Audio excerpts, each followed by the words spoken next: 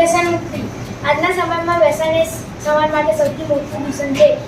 Cigarette, દારૂ, તમાકુ અને ડ્રગ્સ જેવા વ્યસનો યુવાનોને ખોટા રસ્તે લઈ જાય છે. વ્યસનથી થતા નુકસાનો. વ્યસનથી કેન્સર, ટીબી, હૃદયરોગ થાય છે, એટલે શારીરિક નુકસાન થાય છે.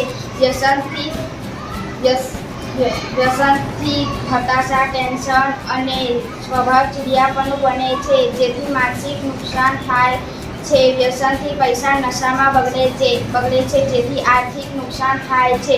વ્યસનથી કુટુંબમાં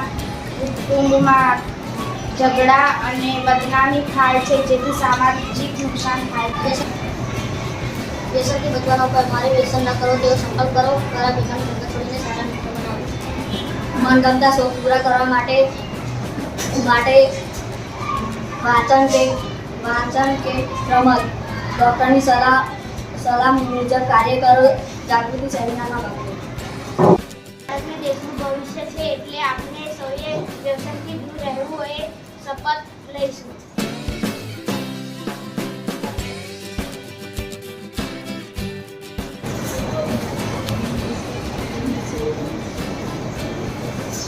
સ્વચ્છતા એટલે આપણા શરીર, ઘર, શાળા અને આસપાસના વાતાવરણને ગંદકીથી મુક્ત રાખવું. સ્વચ્છતાના પ્રકાર. વ્યક્તિગત સ્વચ્છતા, શરીર, કપડાં, વાળ, નખ, દાંત સાફ રાખવા. ઘરની સ્વચ્છતા, રૂમ, રસોડું, બાથરૂમ સાફ રાખવા. સામાજિક સ્વચ્છતા, શેરી, શાળા, રસ્તો, બગીચો સાફ રાખવા. સ્વચ્છતાના ફાયદા. સ્વચ્છતાથી રોગોથી બચવા થાય. તાવ, ચામડીના રોગો, પેટના રોગોથી બચી શકાય. શરીરના સારા સ્વાસ્થ્યથી શરીર અને મન બંને સ્વસ્થ રહે છે. સારું વાતાવરણ, મન પ્રસન્ન રહે. સ્વચ્છતા માટે સૂત્ર. સ્વચ્છતા ત્યાં પ્રભુતા. આપણું ભારત સ્વચ્છ ભારત.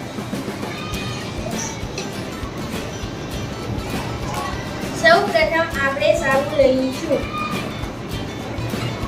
જુઓ, હવે હાથને બરાબર ઘસીશું. જ્યાં લગી ક્લીન થાય ત્યાં લગી ઘસીશું. પછી હાથને ઉપર ઘસીશું.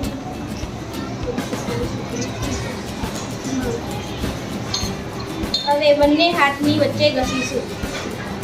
હાથના ટેડવા ઉપર પણ ઘસીશું, જેથી કરીને કીટાણુઓ નાશ પામી શકે અને આપણા હાથની સ્વચ્છતા જળવાય.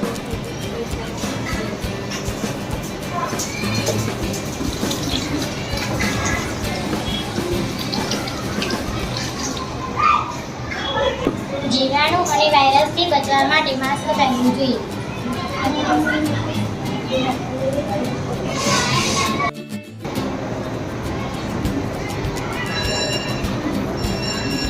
વાયરસથી બચવા માટે સેનિટાઈઝરનો ઉપયોગ કરવો જોઈએ.